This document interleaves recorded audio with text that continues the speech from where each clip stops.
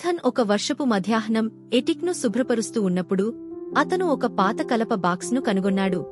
Box లోపల ధూళి మరియు సాలెపురుగుల మధ్య అతను ఒక పురాతన జర్నల్ను కనుగొన్నాడు.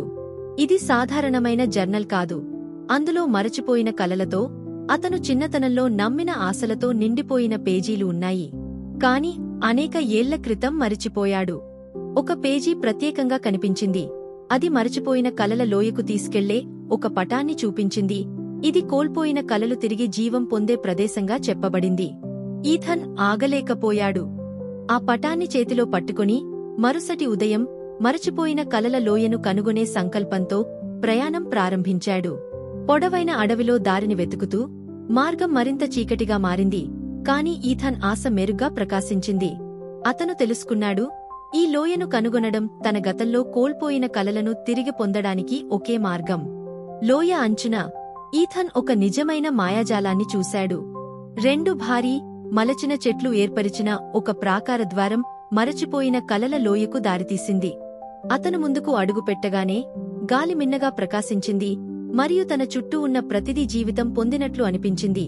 అతన్ని లోయ గుండెల్లో మరింత లోతుగా పిలుస్తూ, లోయలో లోతుగా ప్రవేశిస్తున్నప్పుడు గాలి నవ్వుల మరియు ఉత్సాహంతో నిండిపోయింది. అకస్మాత్తుగా అతని చిన్ననాటి కలలు అతని చుట్టూ ప్రదర్శనగా మారాయి. సూపర్ హీరోగా ఉండాలనే అతని కల, శాస్త్రవేత్తగా మరియు అంతరిక్షయాత్రికుడిగా ఉండాలనే కల.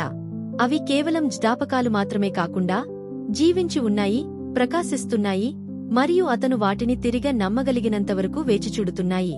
కాని ఆ కలలు ఈథన్ను చుట్టుముట్టినప్పుడు అతను ఒక విచిత్రమైన విషయం గమనించాడు. అవి అద్భుతమైనవిగా కనిపించేవి, కాని పూర్తి స్థాయిలో లేవు. ఆ కలలు ప్రకాశం కోల్పోతూ ప్రతి క్షణం మసకబారుతున్నాయి. వాటిని సజీవంగా ఉంచడానికి ఏదో అవసరం, ఒక ఆశ యొక్క కాంతి, అవి సాధ్యమనే నమ్మకం. ఈథన్ హఠాత్తుగా అర్థం చేసుకున్నాడు, కలలు, వాటి వెనుక ఉన్న నమ్మకం ఎంత బలంగా ఉందో అంత బలంగా ఉంటాయి. అతను తన కళ్లను మూసి చిన్నతనంలో అనుభవించిన ఆశ్చర్యాన్ని గుర్తుచేసుకుని తన మనసు అంతా పెట్టి నమ్మాడు. కాగా అతని చుట్టూ ఉన్న కలలు మరింత ప్రకాశించాయి, జీవం మరియు అవకాశాలతో నిండిపోయాయి. ఈథన్ ఆ లోయను తన గుండెలో తిరిగి జీవం పొందిన కలలతో వదిలి వెళ్లాడు. అతనికి తెలుసు, జీవితం తనను ఎక్కడికి తీసుకెళ్లినా మరచిపోయిన కలల లోయ ఎల్లప్పుడూ అందుబాటులో ఉంటుంది. తనను తాను మళ్లీ నమ్ముకోవాల్సిన అవసరం ఉన్నప్పుడు. మనము కోల్పోయిన కలలు శాశ్వతంగా పోయినవి కావు.